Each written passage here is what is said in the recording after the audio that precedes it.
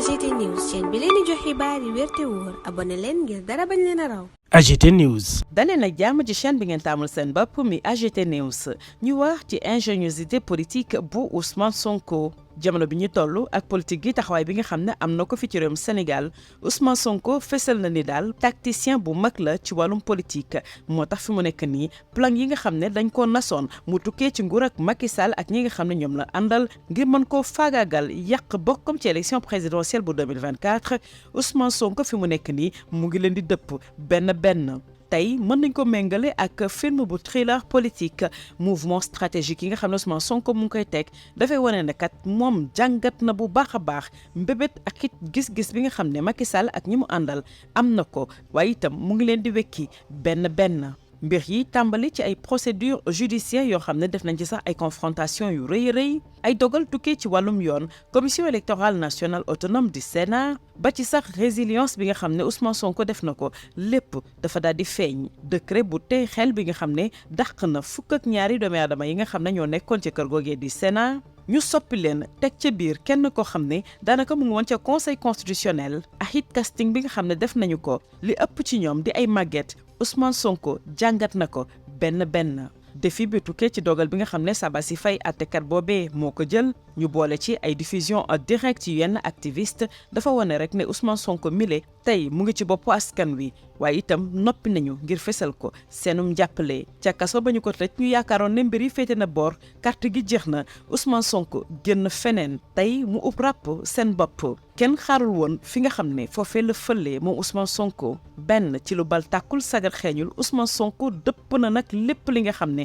mbébét la woon tukkee ci Macky Sall ak ñi nga xam ne ñoom la àndal donte ne sax jamono ji mu ngi ci ay jafe-jafe yu jëm ci wàllum justice ak ay pexe yoo xam ne tukkee na ci mbirum politique Ousmane Sonko nag mu ngi ànd ak dal waaye pexe boo xam ne ñi nekk ci biti lan nañ ko mu gàllankoor ko tey lu muy wane mooy ne Ousmane Sonko yemu rek ci ab concurrent politique waaye itam nit la ko xam ne dafa am xel mu ñaw moo xam ne moo tax mu des ba léegi ci langue politique gi fii ci réewum Sénégal donte ne mu ngi ci ay jafe-jafe ndax keneen bu toogoon ci place am amaana fa lay doxee fay waaye tey Ousmane Sonko moo gën a fees dell ci boppu askan wi rawatina ci seen xol waxtaan bu ñu langue bu ne turam mu nga ca kaw. loole dafay wane pas-pas ak pexe bi nga xam ne am na ko waaye itam xarañte ci wàllum politique. élection présidentielle 2024 bi ñu dëkkmal boo maytuwul moo nax a nekk élection bi nga xam ne daanaka xalaat yi da ci ëpp doole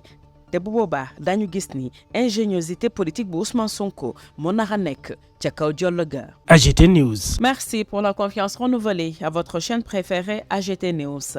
Ingéniosité politique d'Ousmane Sonko, naviguer à travers un labyrinthe de manœuvres. Dans le monde complexe de la politique sénégalaise, Ousmane Sonko s'est révélé être un tacticien émérite, contrecarrant habilement les nombreuses manœuvres orchestrées par le régime de Macky Sall pour le marginaliser de la course présidentielle de 2024. La saga se déroule comme un thriller politique où les manœuvres stratégiques de Sonko révèlent une compréhension nuancée des subtilités légales et un engagement à défier le statu quo. De la navigation rapide à travers les procédures judiciaires à la confrontation audacieuse des décisions de justice et de la Commission électorale nationale autonome Sénat, la résilience de Sonko transparaît. Un décret douteux visant à renvoyer les 12 membres du Sénat, le placement calculé d'un membre du Conseil constitutionnel au sein de la Sénat et le casting d'une majorité de retraités dans un conseil crucial,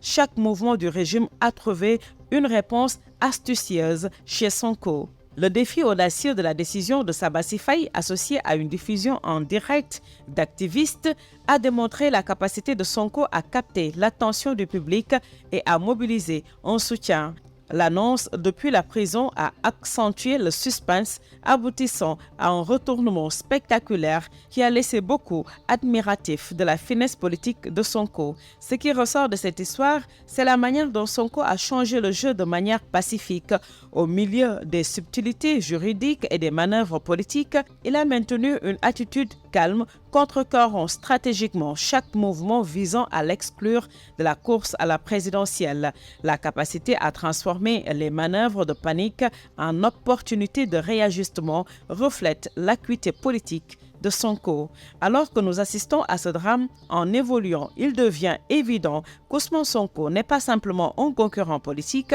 mais un stratège avisé, naviguant dans le passage complexe de la politique sénégalaise. Sa résilience, son esprit vif et son engagement à défier font de lui une force redoutable et l'élection présidentielle de 2024 promet d'être une scène où l'ingéniosité politique de Sonko occupera le devant de la scène. AGT News.